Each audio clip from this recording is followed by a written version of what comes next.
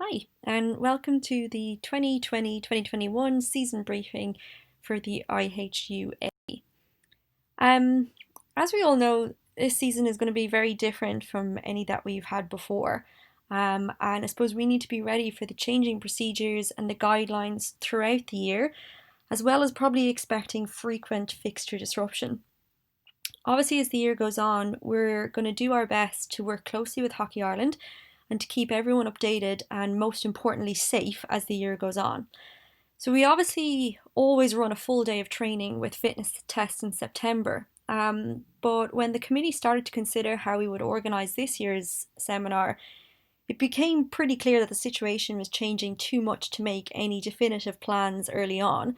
And we were also really aware of the burden of asking people to travel this year, alongside the guidance around numbers in inside areas and all the other factors that we had to consider.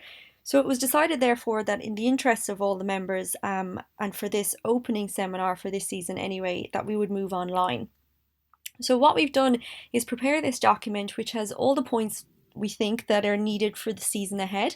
And we've obviously recorded this in an effort to hopefully make it more clearer or easier to manage than just having a basic PowerPoint. This document will hopefully allow you to become more familiar with the points in it in your own time. I'm going to ask that you don't share this with provinces or people outside the IHUA, but if anyone feels that someone needs access to it, it's best that they contact us directly, just so that we know who has been given what in which situations. We've also produced this document in PDF format so that you'll have access to a more manageable version that you can quickly access if needed. We know, though, that there's obviously going to be uncertainties or questions around certain parts of it. So to help with that, we've also arranged to have a 2-hour online question and answer session, which we're going to hold at 10 a.m. next week, the 12th of September, and the PDF will be available following this session. Finally, then, we obviously still have to make sure that we're completing our fitness tests as required. And these obviously still stand, but these are now going to be arranged within each province, and the results will be sent to the IHUA as standards. So this is effectively how we're deciding to kick off the season. So there are a couple of items that need to be discussed or brought to everyone's attention for the year ahead. Some of them we're going to be able to run through quite quickly, and then others we might need to spend a little bit more time on. So very briefly, firstly, Hockey Ireland have updated some of the procedures around how we as umpires should respond to pitch-side urination. And this is as a result of an incident last year that highlighted some gaps in the system. So we're going to go through that. Next, then, we had some learnings during last season about how we need to complete the code of conduct forms. So we want to briefly go through some of the guidance on this to make sure that everyone is supported in the event that any sort of code of conduct issue arises. Thirdly, and obviously very obviously and importantly, are all the procedures surrounding COVID and the return to competitive match play. Hockey Ireland have published these guidelines already, but it's obviously important that we go through them as a group to make sure that they're clear to everyone and that all aspects are covered. Specifically, obviously, excuse me, the match day guidance and maybe some of the more intricate details around travel and things like that. Finally, then, we have a few short video clips around the things that we need to look for in the season ahead. Most of these are points that we actually planned to raise in the February meeting that we ended up cancelling. But obviously there's effectively been no hockey since then, so most of these points will still stand. We are not going to spend an awful lot of time on specific rule interpretations or anything like that, but instead what we've done is focused on common patterns that we noted last year and that we feel that all members need to be aware of coming into this season, especially after such a long break. So to start off then, there's been updated guidance with regards to how to deal with urinating on or at the side of the hockey pitch. This guidance isn't yet on the portal, but it will be soon.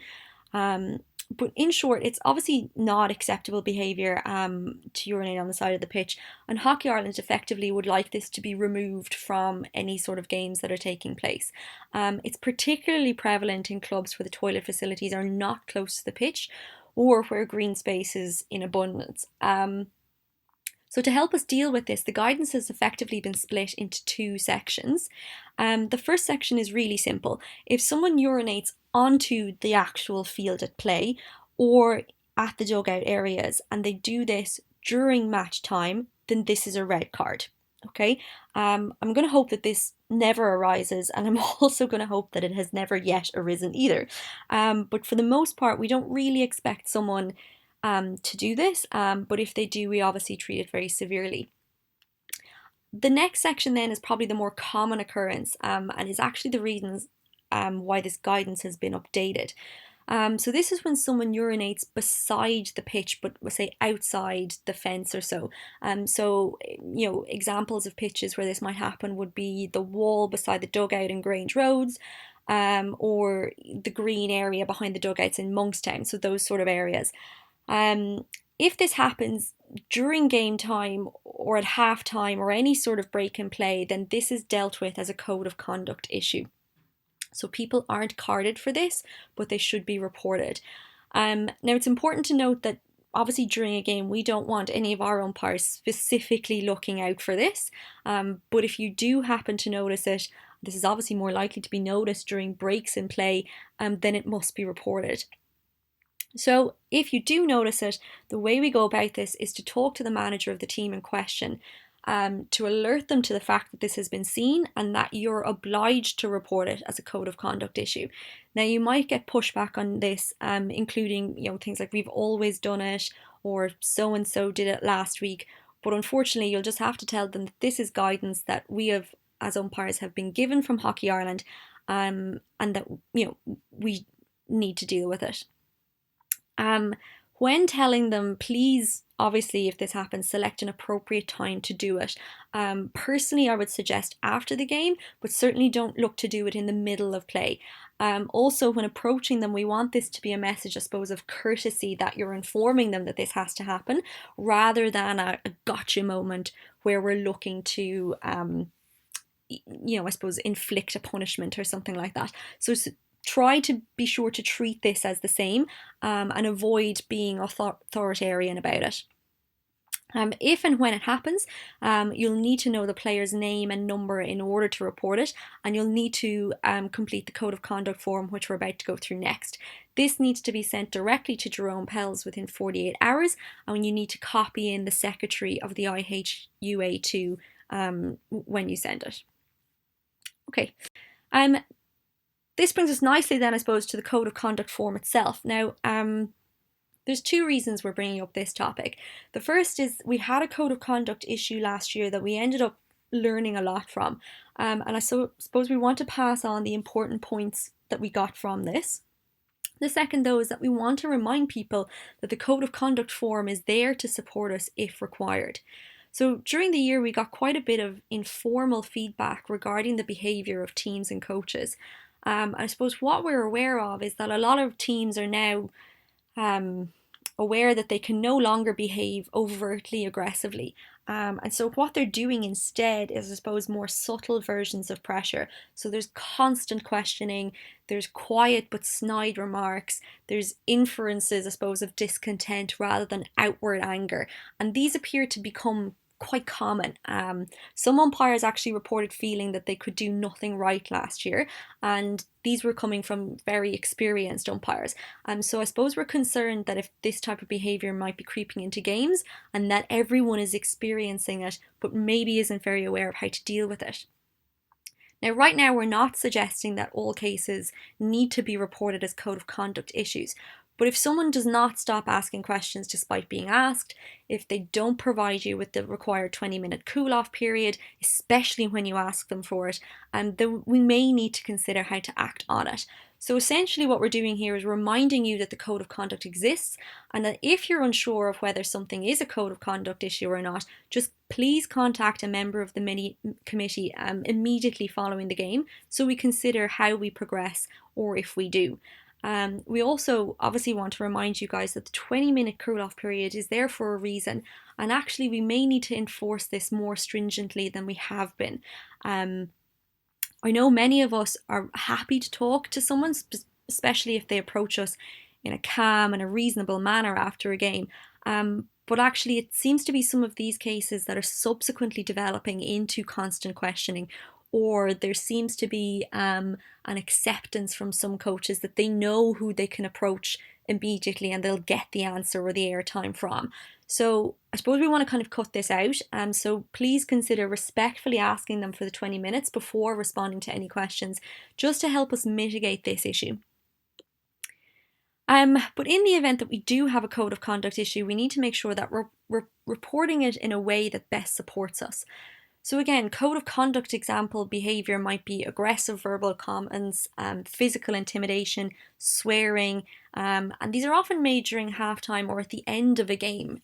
So it's more difficult or actually impossible to deal with in the way we usually would during the game itself. Now, this might come from a player, it might come from a member of the team staff, coach, manager, whatever, but it also may come from supporters, okay? So let's just remember that everyone basically signs up to this code of conduct. So the first step that we need to do is identify the incident as being a breach of code of conduct. And as I said already, if you're unsure, the code of conduct document is available online in the document section on the portal. But if you're not sure, just contact a member of the IHU committee to discuss the specific incident that you are concerned about. The next step then is obviously to complete the form itself. We're working on getting the actual new form uploaded onto the portal soon, but there's just a few things that we're asking you to consider when doing it. First, it's really important to name the actual person for whom the complaint is being made. If this ends up being multiple people, then you need to list multiple names. It's important to list the club that they're associated with, but please don't complete the form against the club alone. So don't say that this is a code of conduct issue against, for example, Three Rock Rovers. It has to be against a person from Three Rock Rovers. And that might seem too specific, but actually it's a really important thing that we've learned from. Next, then, please refrain from using overtly emotional language when describing the incident. But be specific and detailed in exactly what happened objectively. So if someone has said something and the exact words that they said must be noted, irrespective of how crude or rude or explicit it is. And similarly for physical or violent action, exactly what happens must be described. If others were present or witnessed the event, they also need to be listed. And this might include any kind of officials, colleagues, other spectators that that may have had to step in, whatever the case may be. And for verbal issues, these people will need to have heard the offence to also be considered witnesses for it. Okay, there is actually, when the form gets put up, there is guidance on completing it, which basically will kind of reiterate what I've just said here.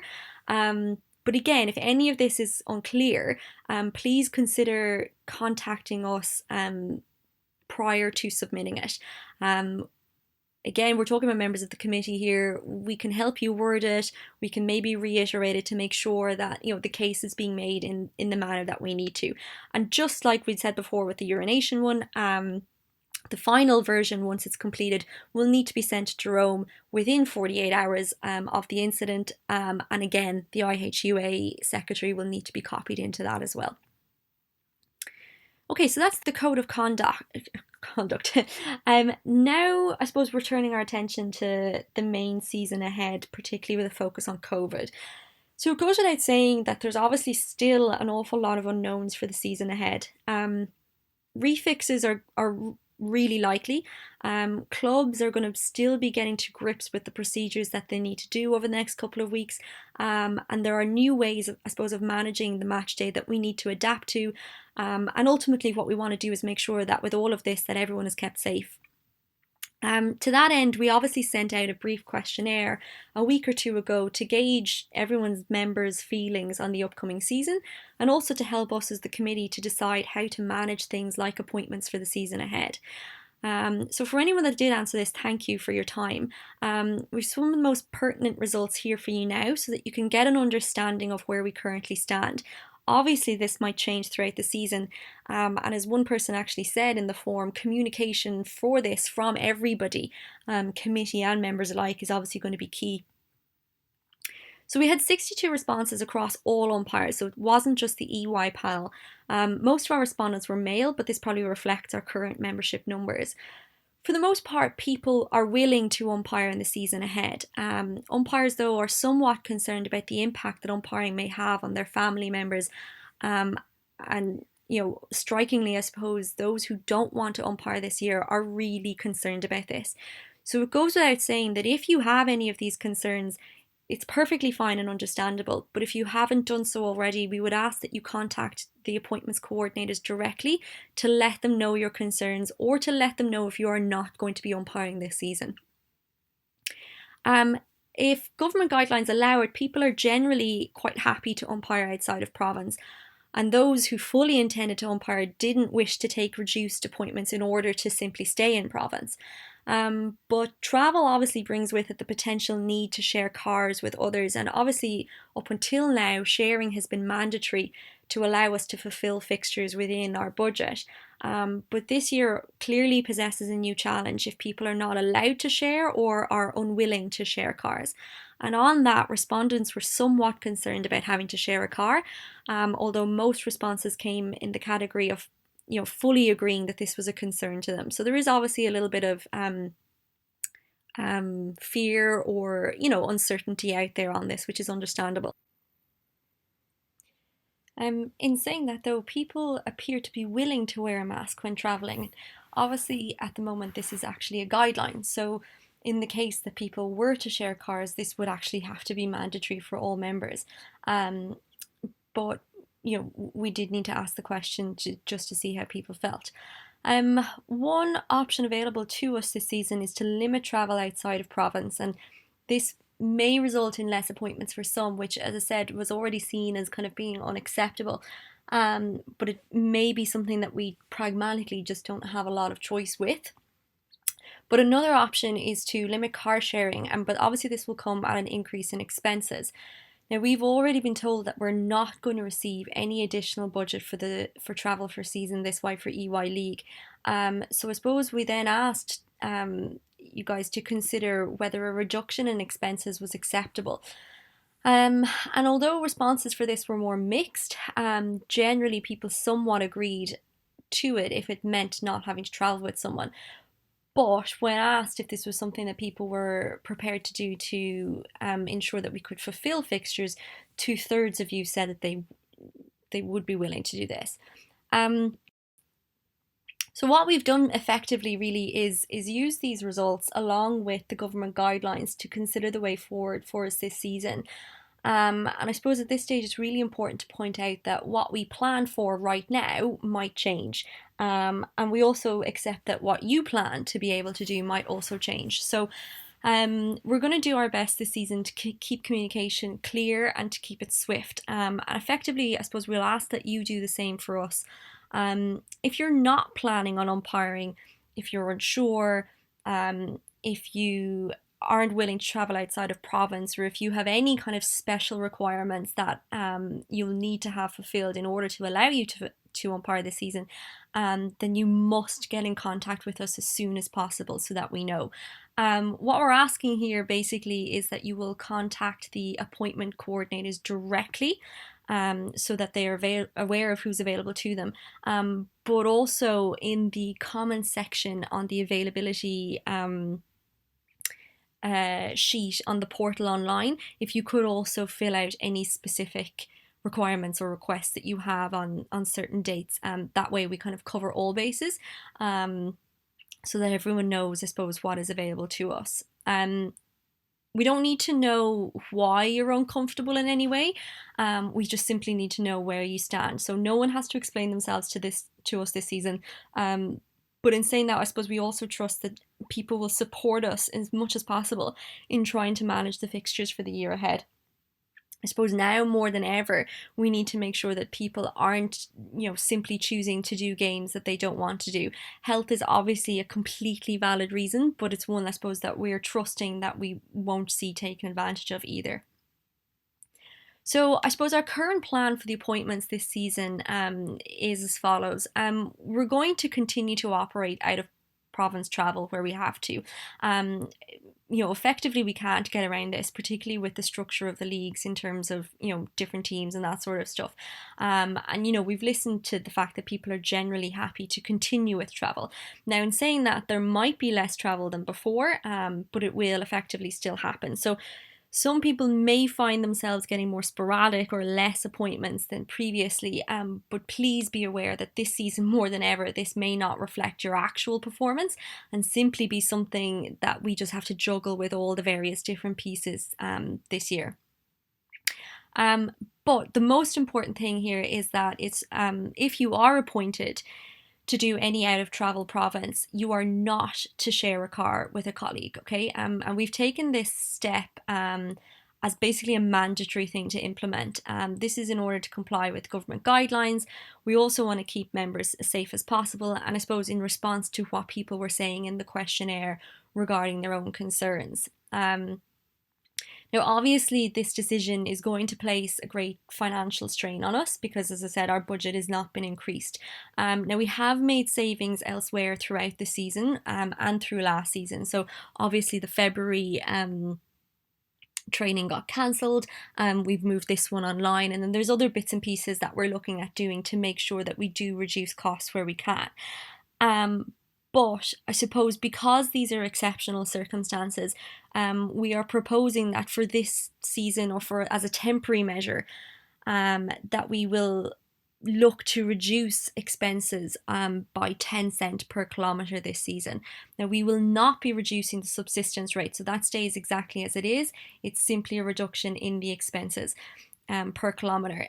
We obviously want to make sure that no one is out of pocket in terms of the expenses that they undertake, and we believe that this reduction should still manage to make sure that people are not out of pocket. Now, in saying that, we will be reviewing this every 6 weeks throughout the season to see how we're doing in terms of our budget, okay? And if at the end of the season we find out that actually, we have money left over and we were able to if we're able to give back money to people in any way, we will do that, okay? This is, as I said, exceptional circumstances, and that we're just looking to plan ahead to see if we can fulfill all fixtures. So basically, we know this is a really tough ask, but looking at all the various scenarios and the things that are available to us, and then our obligations for people, we feel that really this is the most appropriate route to take. But as I said, I can't stress this enough. We will continually review this expenses thing during the season.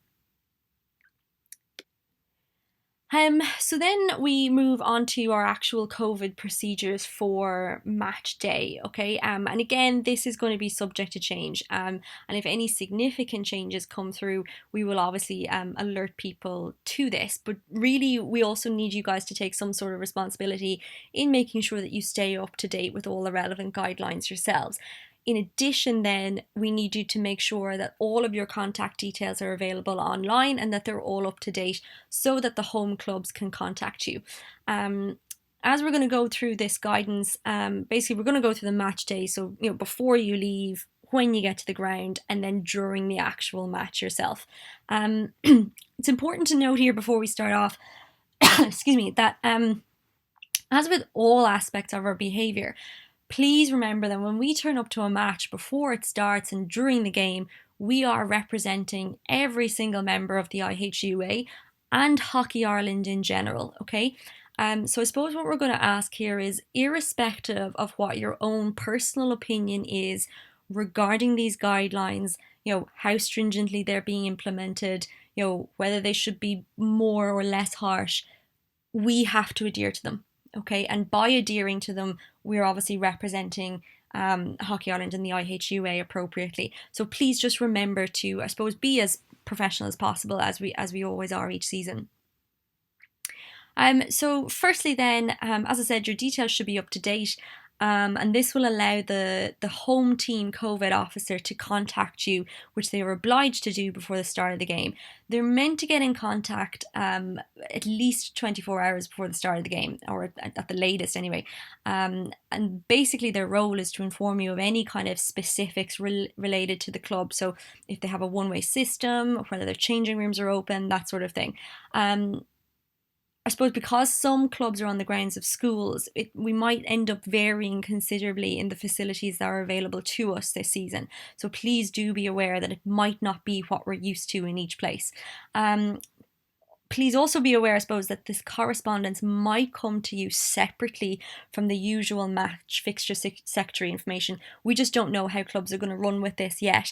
But in the event that you have not had a COVID officer or COVID related information from a team 24 hours before the match, please get in contact with the home club and ask them to pass on the relevant information that they're required to do. We may have situations as clubs get used to this that things fall through the cracks. So if you haven't been contacted, just note it, remind them that a COVID officer has to be in place and should be in place before the game. And I suppose if it looks like it's becoming a habit, or if you're continually not getting information from certain clubs or all clubs, please contact us directly so that we can start to deal with that through Hockey Ireland.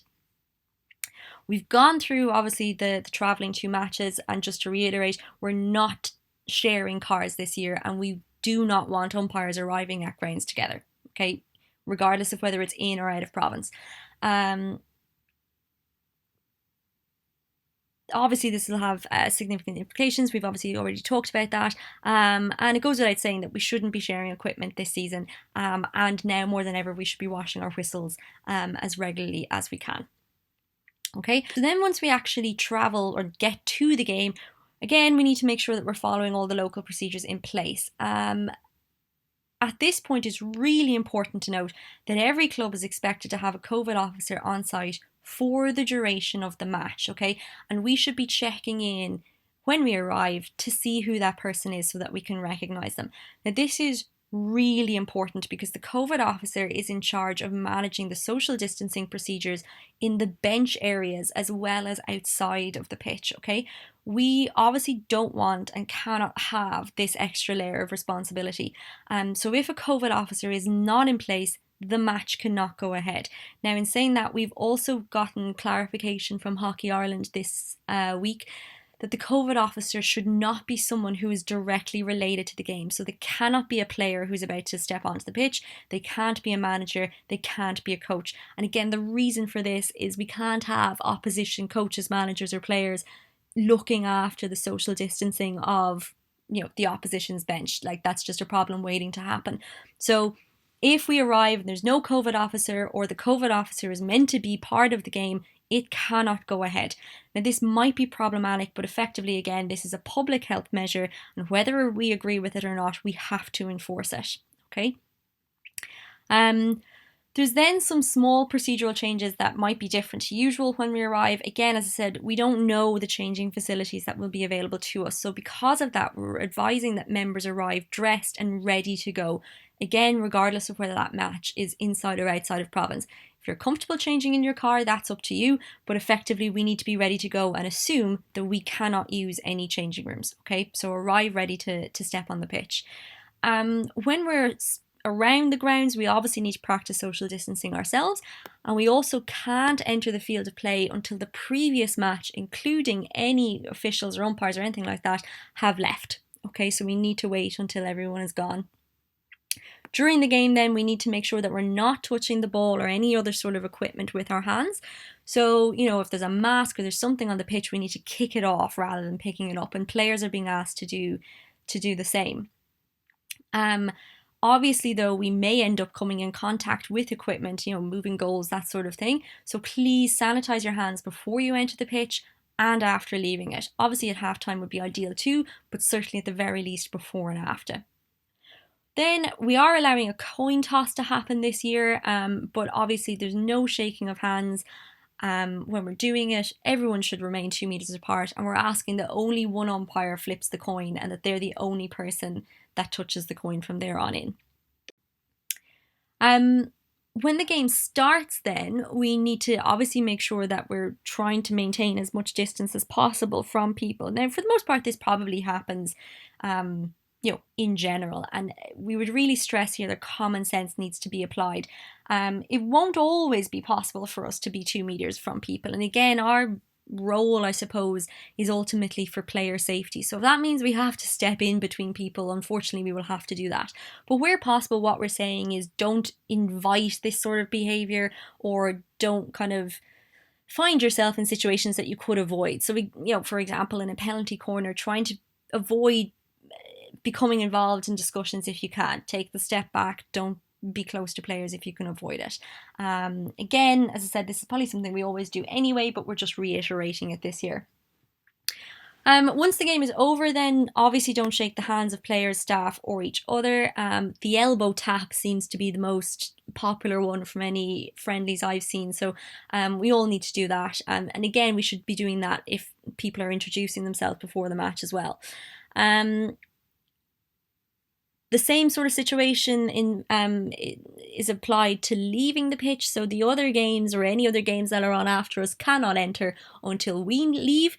So we want to make sure we're signing the match card and we're getting out of our area as quickly and as timely as possible, so that someone else can come in after us. Obviously, then the same situation arises in relation to changing room facilities. Where possible, please shower at home. Now, obviously, if it's been lashing rain and you have a 2-hour drive, we don't want you getting sick from that. So if you do have to shower and you have the facilities available, then that's fine. But please avoid it where possible. And if you do have a shower, we are asking basically to get in and get out as soon as possible. Clubs are not being allowed to have social events or stuff like that this year. So please be aware that you probably will have to supply your own food for games. But effectively, there really shouldn't be a reason to be hanging around afterwards. Then when we come to the game itself, there's match-specific guidelines and rules that have come out in relation to this. And before we kind of go on to this, we wanted to be really clear. It is not our role to patrol COVID policies outside of the pitch. Okay, we must adhere to them, but we're not tasked with enforcing the behaviour of others. Okay, unless it is actually on the field and it is during the game. Okay, and this is one of the reasons why the COVID officer is so important. So we control what is on the pitch, they control what is off the pitch, including the social distancing on benches. Okay, so effectively, we're not the COVID police here. We've got enough things to be doing simply with umpiring the game, and so we don't want to become distracted from that. All players, managers, coaches, umpires, whatever, are expected obviously to comply with social distancing, and obviously it's not possible for people to be socially distant on the pitch. Okay, so what we're asking basically is people limit their exposure to close proximity situations, and because of this, then teams are basically being told that they're not allowed complete lineups or huddles at the start of the game. Now, the guidance here basically is that if a team starts huddling in a non-socially distant way, then that we need to intervene to ask them not to do that. And this should be done with the captain. Now, the guidance said that, we can use cards if required in this situation. We don't really see a situation where cards should be required for something like this, okay? And really, enforcement of cards should be a last resort, and common sense needs to apply here. Okay, we want basically, particularly for the first couple of weeks, to educate players, to remind them what they're meant to be doing or not doing, as the case may be. Okay, so if we see people are coming into a close huddle, all it requires is us to kind of toot at them or step up to them and go, guys, look, just can you stand further apart? And it's really only situations where they're literally point blank refusing to do something like this that we would consider stepping in and using the captain and being more forceful. And again, common sense applies here. We don't want tight knit group huddles or anything like that. But if they're standing in a circle and they're not touching off each other, then that is probably okay. Okay, so common sense applies here. We obviously don't want the situation where during the match players run up or come really close to us as umpires. And again, this might not always be possible. And we don't want to, I suppose, have the impression that we're not approachable. Okay, so if someone is coming towards us, basically what we're suggesting is take a step back and ask them to do the same. Okay, if they keep coming, If they refuse to step back, if they're aggressive in any way, then we might suggest the use of a personal penalty. But really, we don't see this being any different from the current kind of rules or suggestions around crowding. So try and simply just deal with it in the same way that we would crowding, in which case, as I said, we would always just say take the step back, okay? On most occasions, players will move back when requested to do so. So again, the issuing of a personal penalty here should really be carefully considered and only if absolutely necessary, okay?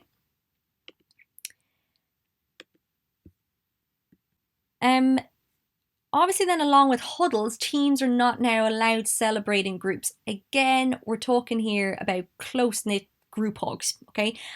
We obviously don't want the situation where when a team scores a goal, they then get cards for celebrating, okay? But we also don't, as I said, want tight-knit situations. Now again, this has been said that it'll be enforced through the captain.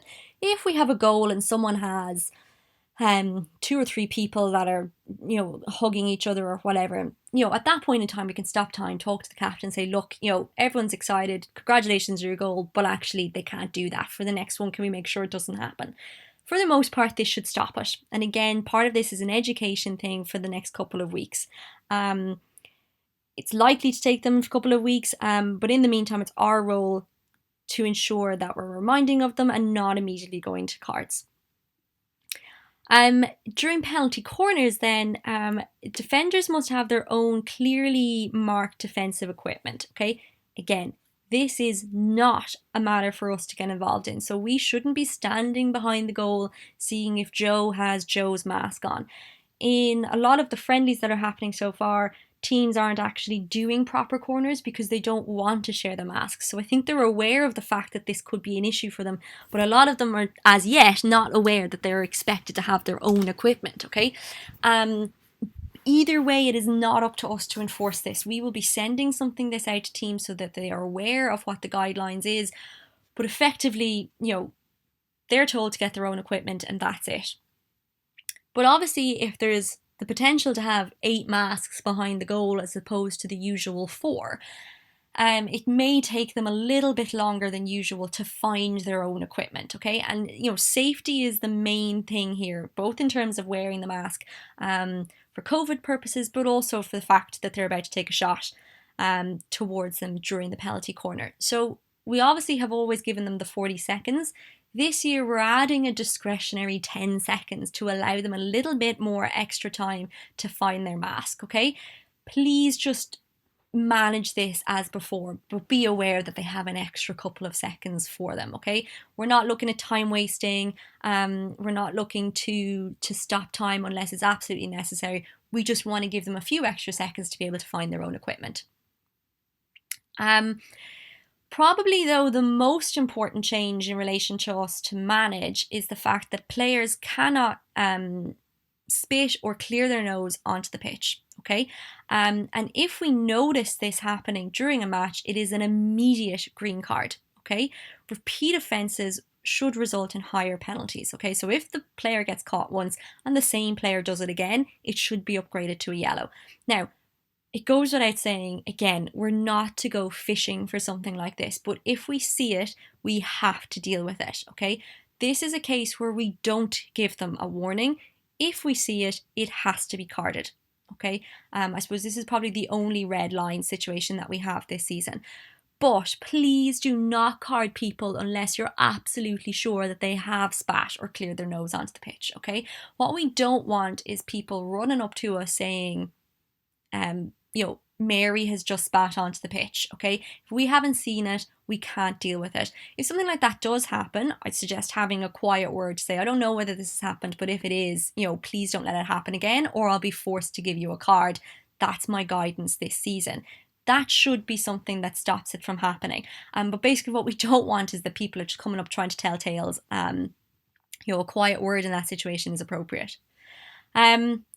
More severely then is a cough, but an intentional cough in particular, okay? So if someone walks up to someone else and intentionally coughs or spits in their face or at them, then this is an immediate red card, okay? Now it's really important for this that we have to be 100% sure that the action was intentional, okay? During a game, it's very likely that someone will cough just, by the by. and they may not realize that someone is near them or whatever. So there is a big difference between a usual cough and intentionally approaching someone to cough. And it is only the intentional act that we are considering a red card to be applicable for. Okay, so again, common sense here. It should be very obvious if we're going to do something like that. But if it happens and if we see it, we know what we have to do with it. Usual kind of guidance then applies in terms of running matches. If an injury occurs, then the usual sort of stuff happens. Someone has to come on, they're treated as appropriately. We would ask that opposition don't treat players if they can avoid it, but standard first aid protocols apply.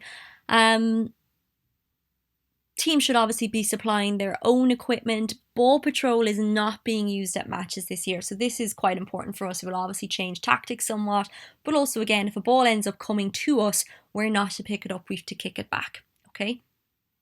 As we've mentioned before, social distancing on benches is going to be managed by the COVID officer, but personal conduct of the benches will be managed by us. And really important this year, there will be no match officials used during the EY League, okay? So umpires are now being put in control of things like timing the cards and match behaviour, okay?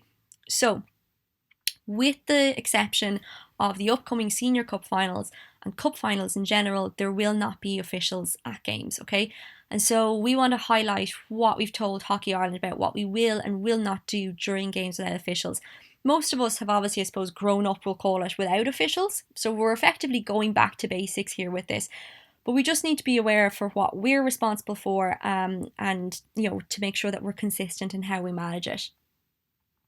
So first up, obviously match officials used to deal with the conduct of benches in terms of, their behaviour, verbals, that sort of stuff. And in the last couple of years, we've obviously asked that umpires use the bench to manage any situation at this. Now we're going back to the captain. So if there are issues with the bench conduct or verbal abuse, we have to go to the captain and potentially use a personal penalty if it's required. But again, let's consider our tools here. A verbal warning may be enough, quiet word, a public word, whatever it is, but we can progress to cards if we need to this season. In the case then that a game doesn't go ahead or gets abandoned for whatever reason, it's up to the home club to notify Hockey Ireland about this, not us. Similarly, with regards to the match sheet, the home club should be supplying these, okay, not us. We will mark the score at half time. We will mark who got a card and what colour card it is. And obviously we'll fill out any sort of yellow or red card reports. But beyond that, we're not expected to mark goal scorers. We're not expected to mark the minute of cards. Just the usual sort of form-based things apply there. Probably most importantly is how we manage cards, okay? So effectively, basically it's up to us to manage the timing on this. And previously, obviously, we've suggested that time doesn't start on a card until the person sits down. But this will be hard for a lot of us to manage during a game, particularly if there's a lot of people who are off at once. Okay, so what we're going to suggest this year is that the time on the card starts when the game restarts. Okay, and most importantly is what we do when time is up. Okay, so if a player has served their suspension, we need all umpires to wait for a break in play until that person comes on and to whistle them on so that it's obvious, okay? Now, some of you might be comfortable in your ability to bring someone on during play, during flow, okay? But in the situation where there's multiple people, this may be quite challenging, okay? And just because you have the skill to do it doesn't mean someone else has the skill to do it. So what we want to make sure here is that tactically, teams are able to know who's on and who's off as per usual. So regardless of what you feel about this rule, we're asking everyone to be consistent, even if it means the player has to sit off for a couple of extra seconds, even up to a minute or two. That's just unfortunate. Break in play and a whistle on is what everyone is expected to do. Now we will be sending out a version of this to coaches so they will know what to expect and they will expect it to be consistent for every match. So we do need to make sure that we are adhering to this. Previously, then we used to have to do, or the match officials used to have to do pre-match meetings with managers, check the starting 11, check numbers, all that sort of stuff. We do not need to do that, okay? I mean, I suppose our job and our role on the day is difficult enough without adding more. So I suppose if we're to just sum up all this sort of stuff, we're not the COVID police, we are not match officials, but we will do what we can to allow the game to occur as normal. Okay, so the most important thing here is to remember that we're there to umpire the game and to facilitate it in the best way as possible. Okay, we don't want these COVID precautions or any sort of match official things to become overwhelming and to distract us from the job that we're meant to do on the day. Okay, so like any sort of rule change or guidance that's come in over the last couple of years, we basically just need to make sure that for the next couple of weeks we're working with teams to train them in what they need to do and to become used to these sort of new ways ourselves. Okay, so with this, basically what we're saying is please implement these new criteria using the principles of engage, explain and encourage. Okay, they're there to make sure that we are able to play hockey and that we're able to do it safely. So we really want to work with the teams, the clubs, the players, whoever we need to. So for the first couple of weeks, we may have to engage them by reminding them what their new responsibilities are, what the new guidelines are, educate them into what they are, and to use any sort of personal penalties as last resorts. I suppose it might be, an idea sometimes remind them that, whatever we think about them or they think about them, we don't make up the rules, but, we have to implement them and we're being asked to do that. So, if we are having to explain something to someone, just encourage them, I suppose, then to speak to their team about what they need to change. And ultimately, let's thank them for engaging with us at the end, just to build up that rapport and to try and prevent things from growing. And I suppose it's only when that prevention hasn't worked should we look towards personal penalties. So just try to keep, our usual things going as we would in any other season. So those are the official procedures. So hopefully they make sense. Most aren't going to be surprising, and as I said, essentially common sense applies. So now I suppose we're going to move on to the final part of the presentation, which is where we go back to the actual hockey itself. Now, we're all aware that a 6-month gap means that most of us are going to be very rusty when it comes going back onto the pitch, okay? So what we wanted to do was draw your attention to a number of small points that we noticed from last year's game. And if we were to sum up a general trend from the season last year, it would be that we are making life hard for ourselves. And so what we mean by that basically is we're not always doing the simple things to the highest standard that we can. So there's no point in us talking about the intricacies of obstruction or aerial balls or rules like that if we aren't on top of our foundation skills. And in particular, positioning is something that we would really like to focus on. And this is obviously going to be even more relevant now given the break that we've just had. So if our positioning is off, everything goes with it. So while we're all getting back onto the pitch, please just focus on this as being the one thing that we need to work on. And if we get it right, the rest of it in terms of management and things like that should become much easier. So obviously kind of for our games, we usually kind of look at these 3 pillars of awareness, recognition and action. But at all levels, basically, we need to make sure we're staying on top of things. So we need to be aware of what's happening, where are players standing, where is the ball likely to go next? Has there been a turnover? Is it a crucial time in the match? And I suppose being aware of these things will help us then make decisions. Once we're aware of them, then we can recognise, well, what's happening here? Is that foul intentional? Where did it happen? What else has just happened? And is it a reaction to something else?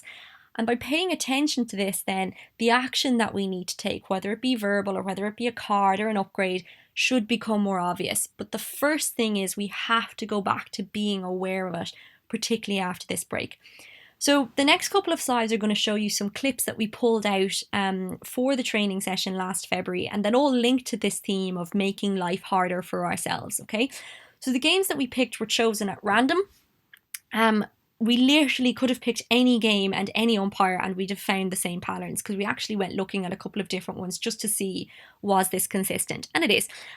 So it goes without saying, obviously, that anyone that's shown in this clip has not been chosen specifically. It was just potluck. We informed the people of February that their games would be used in advance too. So we do have consent for these clips.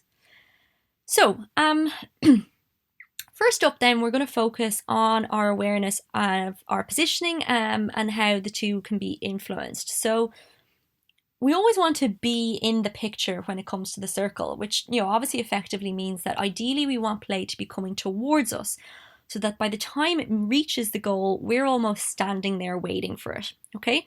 So things to consider then in games might be, does this team have a good aerial thrower? Are they being full pressed? And where are the forwards standing? So in this clip, we'll see eventually that we could probably answer, yes, they have an aerial thrower. Yes, they are eventually being full pressed. And yes, they have a forward high. Okay. So someone's going to get full pressed here now. And we have an aerial. And now we see that they had a high forward. Okay. So that really should be our cue to perhaps sit a little bit deeper than if none of those things are happening. And the umpire gets themselves back to baseline in time, but an extra meter or two ahead here would have allowed him to not be moving when he makes his decision. And that's really all we're talking about here, is a few meters advantage, but actually it's what's making the difference. Then we see the setup at the top of the circle. So we want to be aware of where people are standing before the attacker comes towards the ball.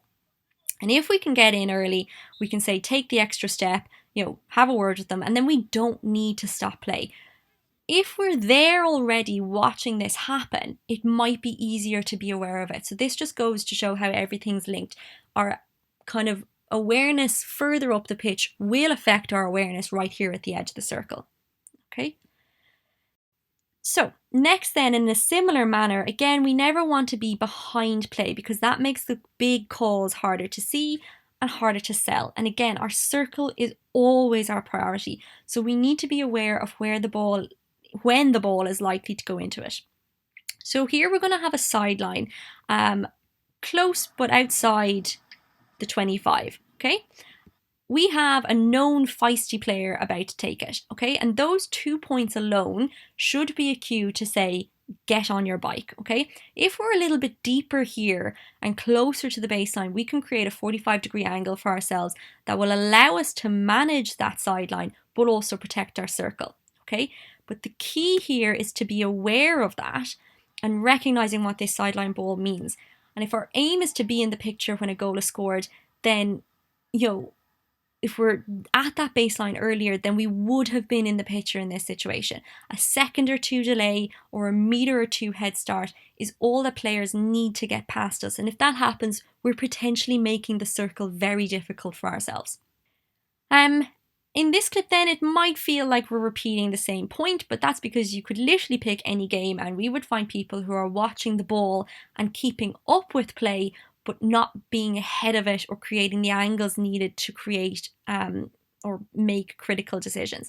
So again, we're only talking about a small distance, but ideally we want to aim for being closer to the near post, watching play come in towards us.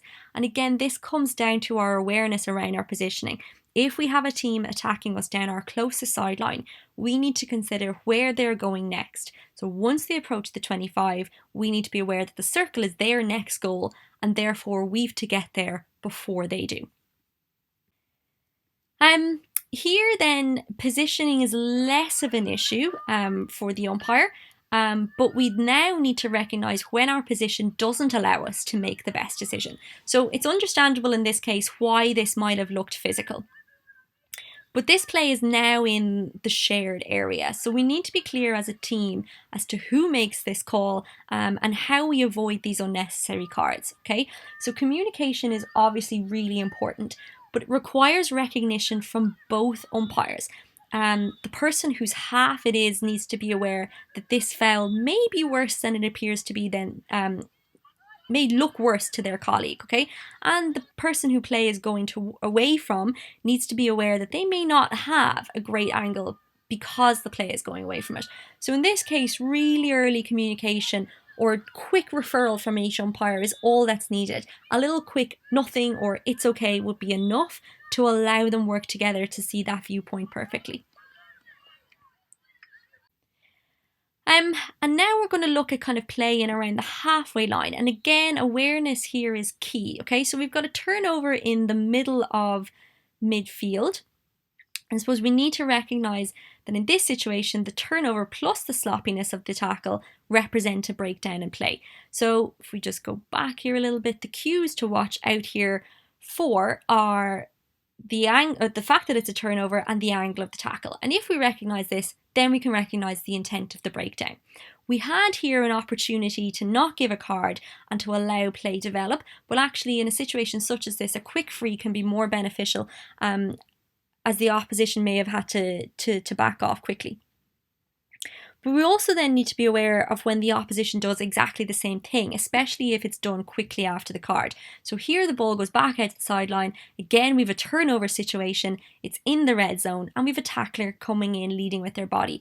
So it's a different part of the pitch, but the breakdown is the same. And so we need to recognise this and deal with it in the same way. In this clip then, we focus our awareness of the area of play. Okay, so we have a free on the edge of the circle, and at this point our awareness should kick in. So here we are, everyone needs to be 5. They can't play the ball directly into the circle, and if any of these things happen, we're looking at a penalty corner.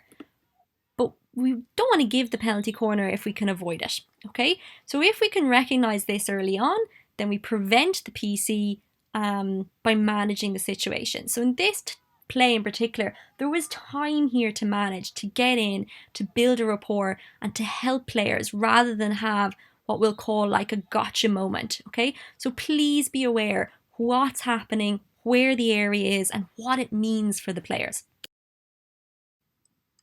In this clip then, we need to also recognise what's intentional, okay, and look to the cues that give us this or not. So we've got a messy situation here in that we'll have 2 balls on the pitch and the game is sort of slowed down because of it, okay? And the player obviously gets told to knock off the ball and he makes an attempt to do it, but it ends up being a little bit half-arsed, okay? Is it intentional though? I'm not sure, because you can see immediately he's running to me, oh God, that's not what I meant to do, okay? So what we end up with here is a messy card. So this is an example of making life hard for ourselves, because unless it's obvious that the player is intentionally slowing down that game, then why are we carding it? I mean, play had stopped here. No one was looking to take a quick free. You know, it wasn't really in a particularly dangerous area. Things were slow anyway.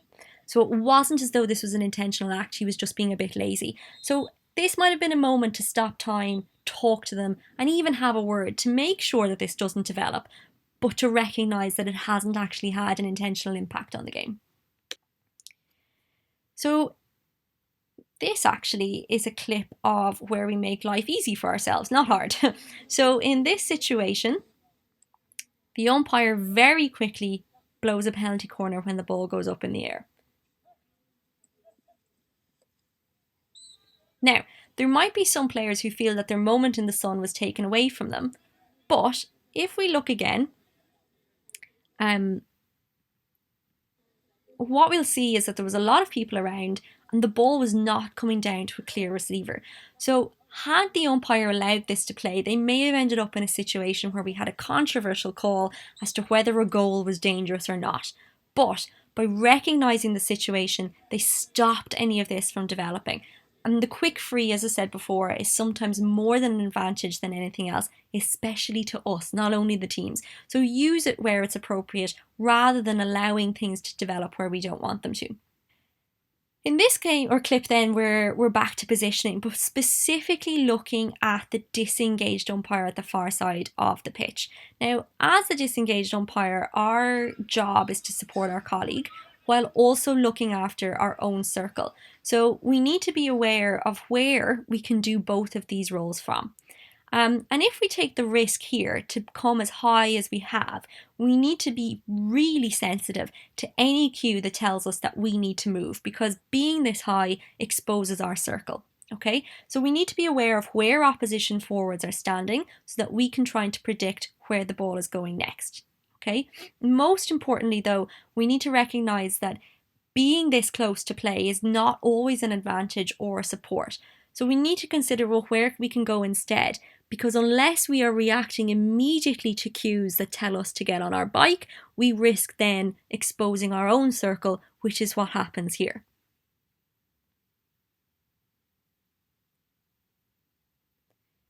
Okay, so what could we have done instead? So here's an example of something that's very similar. So here our disengaged umpire is dealing with a ball that's pretty much in exactly the same position as the previous clip. But our disengaged umpire here is about 20 meters back. The difference here, if you watch, is that they move side to side to create their angles. So they step in or out of the pitch quite far, having been quite far in. So they're getting a side to side angle rather than a kind of a forward tracking movement that we saw in the other clip. Also notice towards the end here that once the white team win back the ball, that umpire starts to move immediately. So they don't wait to see whether the ball gets played. They anticipate that wherever it's getting played next is going to be towards them, and so they need to move to react to that. So those clips, as I've said before, literally could have been of anyone, okay? These are things that are happening with us week in, week out, and it's very understandable. But they're all quite simple things in terms of simply being aware of where we are, okay? And effectively what's happening here is that we're not reading the game and we're not being aware of where play is likely to go next. And because of that, we're finding ourselves in situations where we're either too high or we're behind play. And what this is doing is it's making us interpret our fouls differently. It's impacting how we recognize them, and ultimately it's impacting how we manage them. Okay, so really the takeaway from this is be aware of the play around us and be aware of where you are in relation to it. Okay, and by doing that, we will hopefully be able to kind of prevent ourselves from getting into these situations because we will anticipate where play is going next. Okay, but effectively, as I've said before, let's really be honest with ourselves here and say that we're all likely to be a bit rusty, and it might take us a little bit longer than usual to get back into the kind of the flow of the season. Okay, and obviously we want to strive for high standards here, but I suppose there needs to be an awareness and a kind of a recognition that the past 6 months, and indeed whatever is going to be ahead of us for the next couple of months, has probably been stressful for everybody. Okay, we don't know what fears, anxieties, or experiences that people have gone through, or are still going through. Whether it be health, whether it be family, job situations, absolutely anything. And I suppose there has to be an acceptance and an awareness that these sort of situations might inadvertently creep onto the pitch, okay? Both in terms of how we behave and also how players behave. Emotions, I suppose, this season are likely to be a little bit higher than normal. And we might find ourselves in situations where things are maybe more sensitive than they would have been before. Okay? Now, this isn't a pass for me to say allow coaches and players to behave badly because, people are going through tough times. But what it is, I suppose, is a call to everybody to be empathetic, not only to the players and managers, but also to ourselves. Okay, now is a time not only to be aware of the hockey side of things, but the human side. We really need to remind ourselves this season to take an extra breath, to take an extra step back, and to really work hard on building a rapport with people. Sport is ultimately something that should bring out the best in people, and while we know that at times this hasn't been the case, I suppose what we're trying to do here is make sure that everyone enjoys being back as much as we can, and to try and ensure that we do whatever we can to make sure that the game is enjoyable for us and for them. Okay, and really doing that this season will be making sure that we get ahead of things and that we try and settle things early rather than kind of jumping ahead into cards. Okay, but remember, if it happens, the code of conduct forms are there for a reason.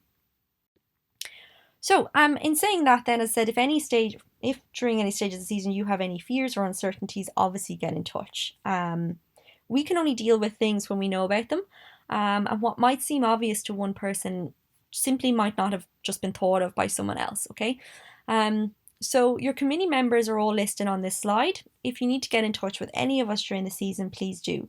For now, next week there's going to be a live question and answer session at 10 a.m. on Saturday. And effectively that's to go through anything that wasn't clear in this, anything that may not have been brought up, or any sort of question with the season ahead, no matter how small. If you do have a question and you know it already, if you wouldn't mind emailing me directly in advance so that we can kind of build up the pool of questions to have ready for us, and we'll make sure that we get it answered. All the details are here on the slide. They're also going to be emailed out to you. The session next week should not take more than 2 hours, and it may not even take that. We'll see how it goes. But for now, enjoy the season. Thank you for taking the time to listen to this, and hopefully we'll see each other next week, if not on a pitch somewhere throughout the season. Thank you.